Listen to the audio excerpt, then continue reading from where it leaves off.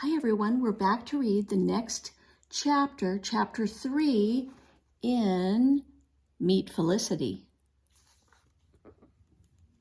Chapter 3 is called Jiggy Nye's Threat. September begins the season of thunderstorms in Virginia, and for the next 3 days the sky was as gray as pewter. Rain fell in sheets and the wind roared around the corners of the house. Felicity felt as trapped as Penny was in Mr. Nye's pasture. "May I go out of doors, Mother?" she asked. "In this storm?" her mother said. "Don't be a goose. The streets are all mud, and you'll be soaked to the skin in this rain. You will just have to wait till it stops." Felicity sighed. "Lissy, my love," said her mother. Her gentle voice sounded tired. "Look at this apron you sewed. I've had to rip out the hem on it again. It's supposed to be 20 stitches to the inch, Lissy, and in a line.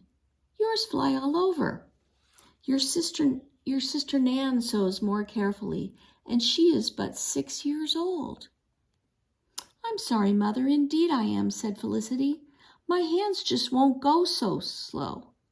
Mrs. Merriman patted Felicity's hands and handed her the apron. "You will have to teach your hands to slow down, my girl," she said. Felicity held up the apron and shook her head sadly. "All these miles and miles of stitches. They are never finished," she said.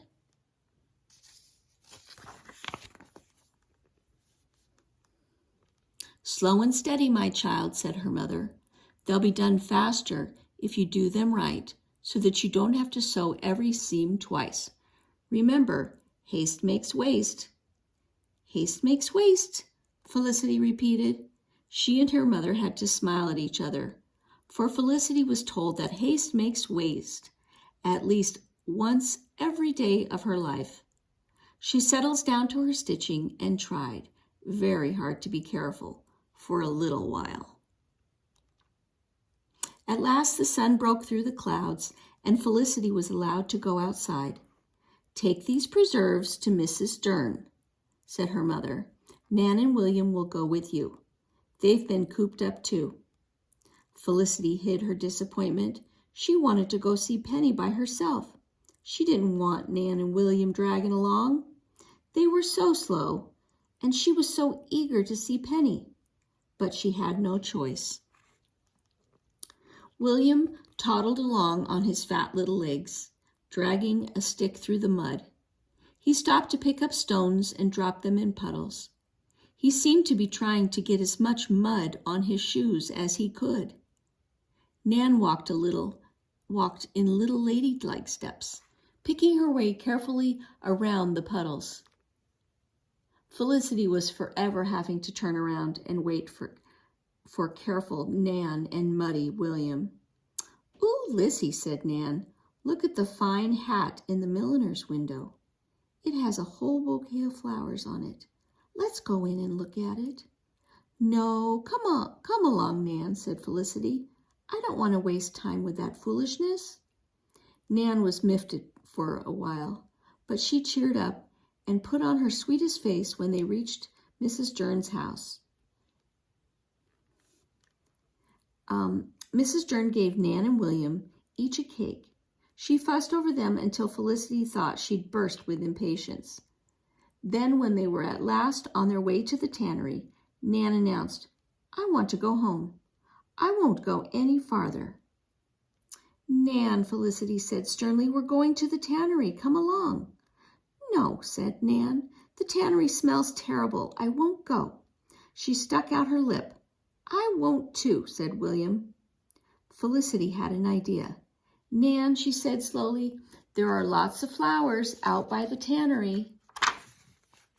You can pick them and put them on your hat, so it will look just like the one in the milliner's window. Won't that be fine?" "Well, perhaps," said Nan, "but I won't speak to that dirty old Mr. Nye. He's bad." "Bad," repeated William. He swung his sticks as if they were swords. Felicity led them along past Mr. Nye's house to the pasture, and there was Penny. She was thinner, and her coat was even more matted and dirty. There was a red cut on one leg, as if she'd been hurt, as if she had hurt it trying to jump over a fence. Mr. Nye had tied Penny to a stake. The poor horse was straining at the rope, pawing the ground, and jerking and tossing her head. "Horse," said William. "Yes," said Felicity, "her name is Penny, because she's the color of a penny, and because she's so independent." "What does independent mean?" asked Nan. "It means she has a free spirit," said Felicity. "Penny wants to run." Felicity climbed up on the pasture fence. "Don't go near her," warned Nan. "She won't hurt me. She will never hurt me," said Felicity. She called to Penny softly, slowly. "Penny, Penny, love, look here. Look what I've brought you." Felicity tossed a lump of sugar close to Penny's nose. "So much sugar, Lissy," said Nan. "Where did you get it?" "Hush," said Felicity. She didn't take her eyes off Penny. "And don't tell about it when we get home, or—" "So," Mr. Nye's voice croaked in her ear. Felicity's heart stopped. Mr. Nye grabbed her by the shoulders and pulled her down off the fence. Nan knelt next to William and held him tight. "You're that sly, red-headed chit, ain't ye?" said Mr. Nye. "Didn't I tell you to stay away from my horse?" Felicity yanked herself out of his grasp. "I'm not hurting her," she said. "The horse is none of your business, hear me?" growled Mr. Nye. "She's a vicious animal. She knocked the fence down trying to jump out of the pasture. I had to tie her up. I don't want you spooking her. Stay away."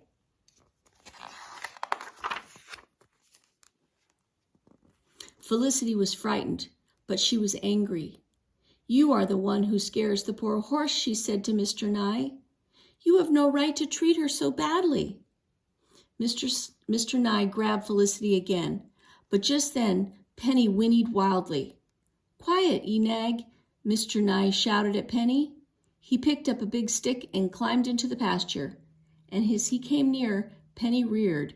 With a mighty pull, she broke the rope that tied her. Mr. Nye lost his balance and fell back into the dirt. He shook his fist at Penny as she ran away to the far end of the pasture.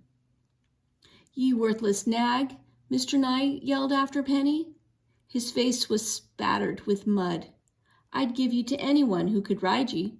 Anyone can have ye. Hear me?" Mr. Nye stomped toward his house. Suddenly he turned toward Felicity and snarled, "And you, get yourself and those brats out of here. I'll skin ye alive if I see ye here again." Then he stormed off. Nan was crying. "Let's go, please, let's go," she begged. She pulled on Felicity's petticoats and dragged her away. Felicity looked back to see Penny galloping around the pasture. At least Penny was not tied to the stake anymore. She was fenced in, but she could run and move.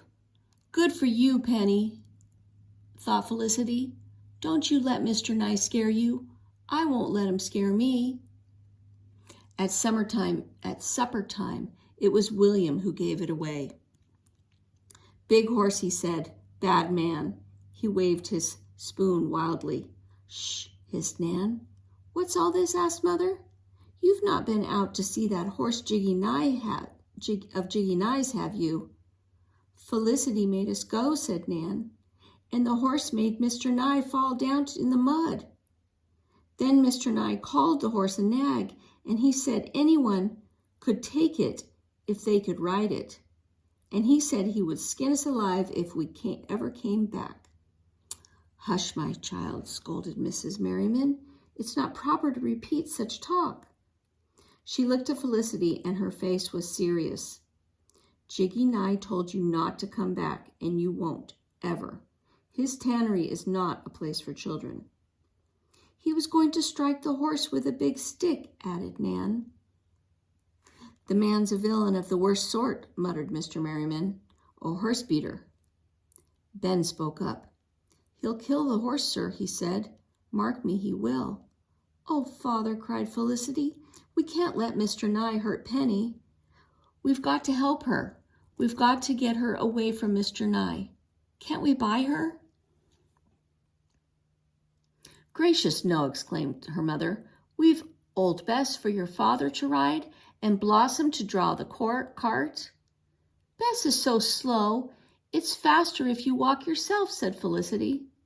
Young lady, said Mrs. Merriman, it would not harm you to go more slowly in all things, stitches and speeches and thinking too. Mr. Merriman spoke gently. We've no need for troublesome horses like that, my child. It would be useless to us too. No one wants a horse that cannot be ridden.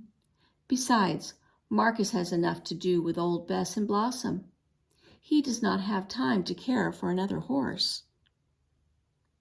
But I would take care of her, said Felicity eagerly. I would tame her and teach her. I would do everything. Ben looked up. Mr. Merriman sighed. Mrs. Merriman sighed. Lissy, she said, my impatient, headstrong Lissy, you have not the patience to sew a seam properly. You leave your writing practice half done. You lead your sister and brother to dangerous places and never stop to think. A willful girl and a willful horse is more than one family can handle. You must put that horse out of your head. Do you hear me? Yes, ma'am, Felicity answered, for it was true. She did hear what her mother said, but she did not put the horse out of her head or her heart. Okay, and that's the end of chapter 3, and we will read chapter 4 on the next video.